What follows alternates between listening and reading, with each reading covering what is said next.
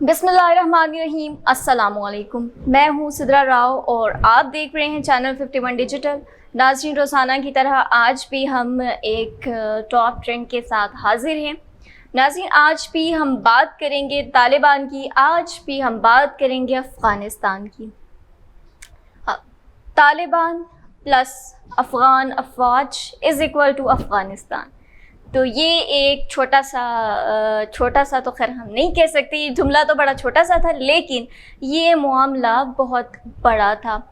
तो गुज़श्ता एक हफ़्ते के दौरान तालिबान की बड़ी तेज़ी के साथ डिफरेंट जगहों पे अफ़गानिस्तान में कब्ज़े हो रहे थे और अब उनका मुकम्मल तौर पर काबुल पर कब्ज़ा हो चुका है और अब अफ़गानिस्तान पर उनका होल्ड हो चुका है। अफ़गान तालिबान की बहुत ज़्यादा इसमें शदीद लड़ाइयाँ हुई, सब कुछ हुआ और उसके बाद जाके फ़ाइनली अफ़गानिस्तान तालिबान ने काबुल में अपना कर लिया है कंट्रोल और अफ़गानिस्तान के सदर अशरफ गनी साहब अभी जा चुके हैं अफ़गानिस्तान से। तो आज हम बात करेंगे तालिबान तालिबान तालिबान। एक हैशटैग चलता ही रहता है ट्विटर पर। तो हम आपको आज बताएंगे कि तालिबान बेसिकली कौन थे, कहाँ से आए थे और इनका क्या आइडियोलॉजी थी और ये किस तरीके की इनका बेसिक था, इनका अमीर कौन था, कौन इनको हाकिम जो भी है तो वो सब किसको मानते थे, इनका क्या बैकग्राउंड था। आज हम इस पर बात करेंगे। ये भी आपके लिए जानना बहुत ज़रूरी है। जैसे कि आप सारे सिचुएशन से तो वाकिफ़ हैं, लेकिन आपके लिए ये जानना भी बहुत ज़रूरी है।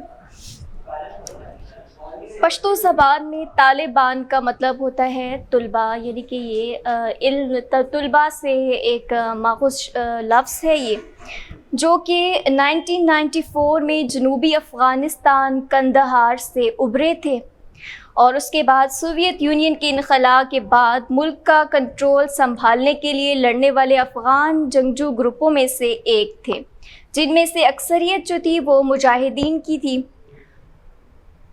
जो 1980 की दहाई में सोवियत अफवाज को अफ़गानिस्तान से भागने पर मजबूर कर दिया इन्होंने। और हम इनको आपको बताते चलें कि इनके बानी जो थे वो मुल्ला उमर साहब थे, जो कि तालिबान की हुकूमत के ख़ात्मे के बाद रूपोश हो गए थे।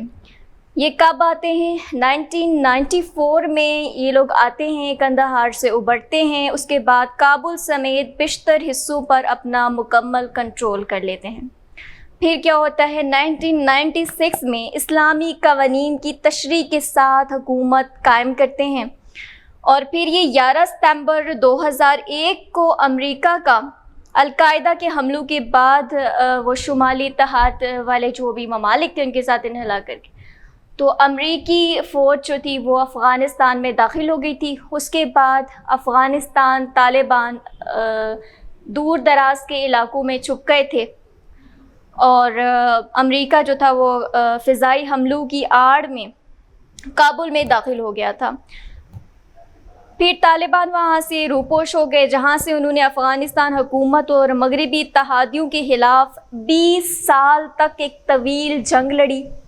और इनके बानी जो थे मुल्ला उमर साहब, इनका जो ठिकाना था इंतहाई खुफिया था, बड़ी खुफिया जगह पर वो थे और उनकी मौत के बारे में भी कहा जाता है कि 2 साल तक उनकी मौत को भी छुपाया गया और फिर जब 2 साल गुजर चुके थे उनकी वफ़ात को, तो उसके बाद उनके बेटे ने उनकी मौत की तस्दीक की थी। अब हम आपको बताते हैं कि क्या आइडियोलॉजी, क्या नज़रिया था अफ़गानिस्तान के तालिबान का, वो क्या नज़रिया चाहते थे, वो किस तरीके का अफ़गानिस्तान देखना चाहते थे, किस तरीके की डेवलपमेंट्स वहाँ पर चाहते थे, क्या उनके रूल्स थे। तो इन्होंने जनाब 5 साल तक हुकूमत की है और इन्होंने शरई कानून नाफिज करने के लिए कहा। उसके अलावा ख़वातीन को काम करने से रोक दिया गया था। फिर मर्द की गैर मौजूदगी में इनको घरों से बाहर निकलने पर भी पाबंदी आयद की गई थी। उसके अलावा जो उनका सज़ा देने का सिस्टम था वो सरेआम फांसी और उसके अलावा कोड़े मारने की जो सज़ाएं थी वो इन्होंने नाफिज किया था ये निज़ाम। तो वो हकीकी इस्लामी निज़ाम चाहते थे जिसमें सकाफ़ती रवायात, ख़वातीन के हकूक़ और ये सारी चीज़ें वो चाहते थे कि जिस तरह से उनका कल्चर है وہ پشتون کلچر کو، اس کے علاوہ خواتین کو مکمل پردہ اور اس طریقے کی تمام اسلامی قوانین کو وہ نافذ کرنا چاہتے تھے۔ پھر 90 کی دہائی میں افغانستان کے طالبان کی حکومت کو پاکستان سمیت صرف 4 ممالک نے ہی تسلیم کیا تھا، اور اگر موجودہ حالات کی بات کی جائے تو موجودہ حالات بھی کچھ ایسے ہی نظر آ رہے ہیں۔ امریکہ اور اقوام متحدہ نے طالبان پر پابندیاں عائد کیں، اور اس کے بعد ان لوگوں نے ان کے ساتھ سفارتی تعلقات جو بھی وزارت خارجہ سے ریلیٹڈ تھے، تو سفارتی تعلقات بھی ان پر پابندیاں عائد کر دی تھیں۔ اور ابھی بھی میں آپ کو ایک بتاتی چلوں گی، امریکی وزارت خارجہ انٹونی بلنکن کی جانب سے اسی ماہ کے شروع میں ایک بیان دیا گیا تھا کہ اگر طالبان نے اقتدار سنبھالا اور وہاں مظالم ڈھائے تو افغانستان کو عالمی سطح پر بہت ناپسندیدہ ریاست بننے کا خطرہ ہے۔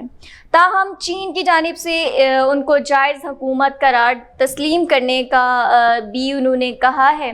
اسی طرح سے پچھلا جیسا کہ میں نے آپ کو بتایا کہ ان کے اوپر کافی پابندیاں بھی عائد کی گئی، سفارتی تعلقات کو بھی ختم کرنے کے لیے کہا گیا تھا۔ کافی ساری ان کے ساتھ ہوئی، صرف 4 ممالک ہی ایسے تھے جنہوں نے ان کو تسلیم کیا تھا، اور ان کی حکومت جو رہی تھی وہ 5 سال تک رہی گی۔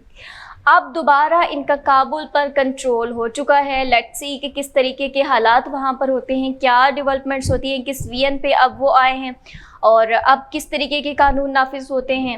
تو یہ ساری ہم نے آپ کو جیسے جیسے ہی طالبان کی پیش رفت ہوئی، جن جن علاقوں پر ان کا قبضہ ہوا، جہاں جہاں انہوں نے پیش رفت کی، اور ہم نے پچھلی ہی ویڈیو میں آپ کو بتایا تھا کہ امریکہ کی جانب سے یہ کہا گیا تھا کہ بھائی 90 دن کے اندر اندر طالبان کا افغانستان پر کنٹرول ہو جائے گا، لیکن جیسا کہ ہم نے دیکھا کہ یہ تو بہت تیزی سے ہو گیا، اور کس طریقے سے ساری چیزیں ہوئی ہیں، جہازوں کے ساتھ کیسے امریکی فوج بھی لٹک لٹک کے مرے ہیں، اور کس طریقے سے امریکہ وہاں سے نکلا ہے۔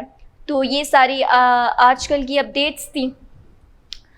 جی ناظرین، تو میں امید کروں گی آج کا پروگرام آپ کو بےحد پسند آیا ہوگا، اور دیجیے اپنی میزبان سدرا راؤ کو اجازت۔ ہمارا چینل سبسکرائب کرنا مت بھولیے تاکہ آپ کے پاس ہماری جتنی بھی انٹرسٹنگ ویڈیوز ہیں وہ آپ کے پاس پر وقت پہنچ سکیں۔ دیجیے اسی کے ساتھ اپنی میزبان سدرا راؤ کو اجازت۔ اللہ نگہبان۔